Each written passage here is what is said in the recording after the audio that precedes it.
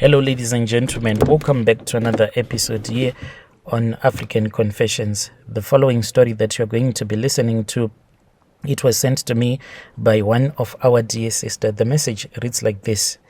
Hello, Brother Nashi, how are you? Can you please post my own story as hidden identity?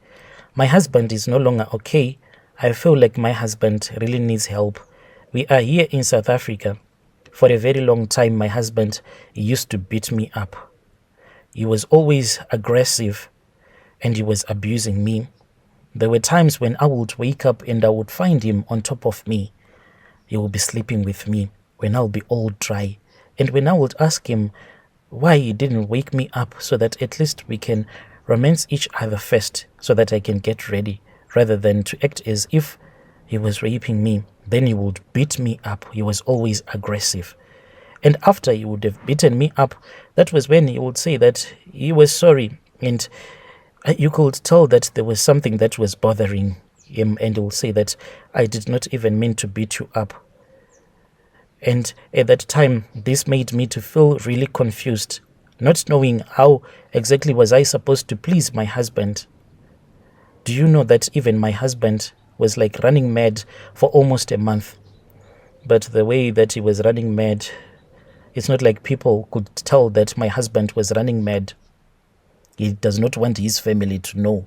He does not want his friends to know that sometimes he does lose his marbles. Some of the times when you are speaking with him, you can see that whatever that he will be trying to tell you, it does not make any sense at all. So here in South Africa, me and my husband, we invested the money that he got at the time when he was digging up for gold back home in Zim. When we came here, we bought a truck and we then started a fruit and veggie market. And we have a lot of pickup trucks as well and some spaza shops.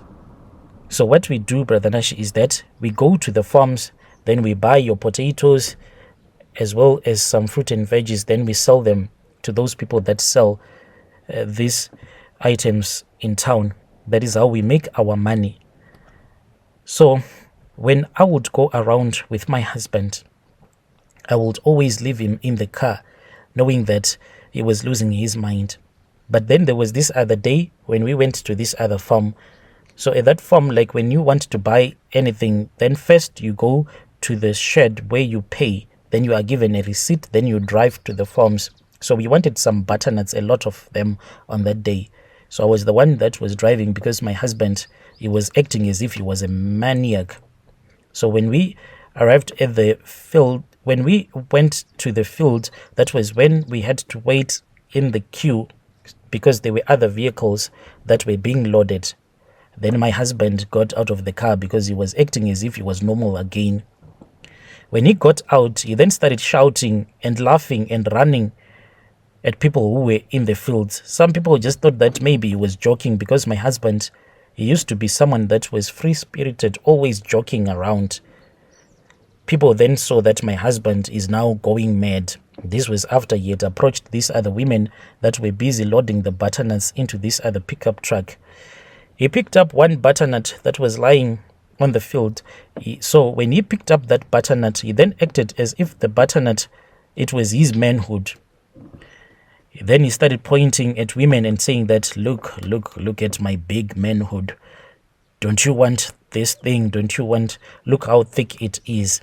And he was speaking like vulgar language. That was when I took him back to the car and I had to lock the car until we were fully loaded. But when I left him in the car, he was even acting as if he was a little child. I left him sitting by the passenger seat and he started licking the windscreen. Brother Nashi, I was so embarrassed. I was not feeling okay. We then returned back home. He was still running mad. And I said, please tell me, otherwise I am going to tell your relatives. He said, please do not take me to the hospital. Do not tell my relatives because there is a spirit of a man who wants me to go and tell his relatives that I saw him dead after he had hanged himself in the mountains. That was when my husband confessed to me everything that had happened the time that he was working back home in Zim as an illegal gold miner. My husband then said, do you still remember, my wife, that there was this other time when I used to work with this other syndicate? That time when we were busy mining close to that other mountain, which is a forbidden mountain. So there were a lot of illegal gold miners that were getting lost there. He said that he felt like he had a running stomach because he had eaten this other fruit that is called an African chewing gum in Shona Matoe. And at that time, after he had eaten that fruit, this made him to have a running stomach. He said that he then excused himself from his syndicate and he wanted to find a place where he can relieve himself. After he had told his syndicate, they even laughed at him and they said, look, man, when you are going to relieve yourself, try to find a place that is at least a little bit far from us, because you can see that the wind is blowing into our direction, so we do not want to smell your feces there, man. You have to find another place. So my husband then said that he started walking and walking, and the more that he got into the bushes, he said that the more that he got lost. He said that by the time that he realized that he had been walking for almost an hour, that was when he saw that he was close to that forbidden mountain. By the time that my husband returned back, he said that those that he was working with, the syndicates, told him that he had been missing for almost 2 hours, yet he was just wandering around in that forbidden mountain. He said that when he realized that he was inside that forbidden mountain, he said that he then started climbing down from that mountain. That was when he saw a man that had committed suicide. This man had hanged himself in a tree. He said that when he saw that there was a man there that had hanged himself, he started running. He fell several times. Even right now, when it is really cold, my husband, you can feel very sorry for him because he won't be able to walk properly, like he has some untreated internal injuries, because he does not want me to go with him to the hospital. He's afraid that when we go to the hospital, maybe they will put him into the mental asylum. So he said that he arrived at the place where they were digging up for gold, and his friends were like, where did you go to? And at that time, my husband said that he told those men that he had seen a man that had committed suicide in the mountains. But they said that, you are lying now. Since my husband used to be a heavy weed smoker at that time, they thought that maybe since he had spent almost 2 hours without smoking weed, maybe he had started to see he was starting to have some hallucinations. So they gave him a cigarette and they said, smoke this, you're going to be okay. My husband said that he took that cigarette and mixed it with marijuana and he started smoking, and he thought that all was going to be well. But after a few days, my husband said that he had a dream, and this man told him his name, and he said that, please help me. It is me, the man that you saw in the mountain. Yes, I committed suicide, but I want you to go and tell my wife. My wife right now is waiting for me, for she thinks that I am still alive. Please go and tell her that she needs to start working, otherwise she is going to starve to death. I am no longer coming back, for I am already dead.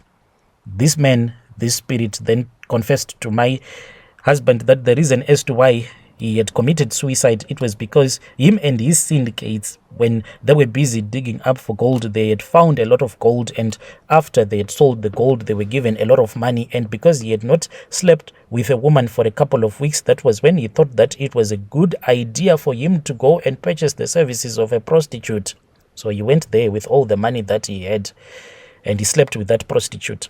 And when he woke up the next morning, he said that the prostitute was nowhere to be found. And this spirit told my husband that this prostitute and their friends, they had drugged him. They had placed some black fluid into his alcohol, and he had a blackout. And that is the reason as to why he thought of killing himself, because he did not want to face his wife. Because some of his friends, he said that after they had gotten the money, they went straight back to the village. So he thought of committing suicide. So he said, go and tell my wife. Tell my wife this story that I have told you. But as for my husband, he then chose to ignore. And he continued digging up for gold. Because my husband said that when he thought about it, it was like, when you are in a syndicate, once you stop digging, then you know that once they find gold, they won't share it with you. So my husband then went to this other prophet. He then told the prophet everything that he had seen in the mountain. And the prophet said, this one is just a small issue. You just give me some money. So my husband then gave that prophet some money. And then they went close to that forbidden mountain where he had seen that man that had hanged himself in the tree. And then the prophet told him to dig a shallow grave.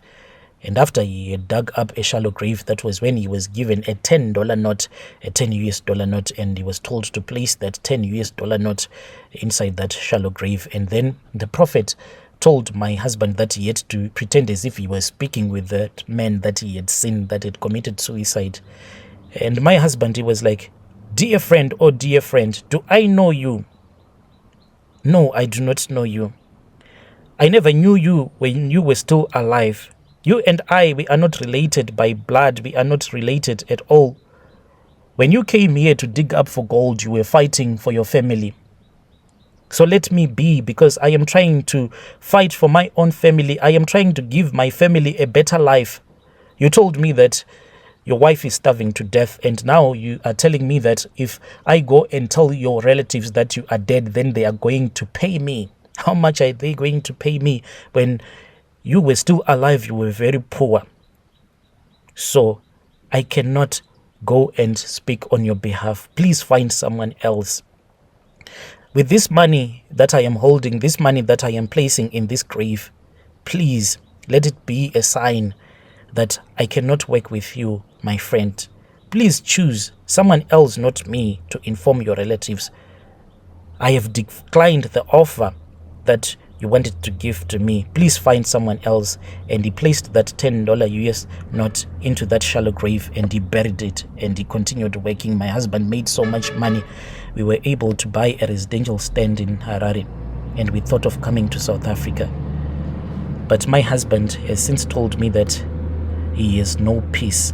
The dead man keeps on coming to him and telling him that he has to go and speak with his relatives.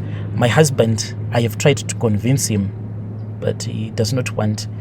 My husband has told me that each and every time when he is acting as if he is a maniac, it is because he will be fighting with the spirit of that man, because the man will be saying, "Go and tell my wife that I am dead," but he will be refusing. That is why he end up talking to himself. This is my story, Brother Nash. If there is anyone who wants to assist me, to give me any ideas, because I am confused. I don't know, what am I supposed to do? Should I tell my husband's relatives that this is what my husband saw when he was still working as an illegal gold miner? Dear listeners, right there was a message that was sent to me by our dear sister. Strange things indeed they do happen in this world.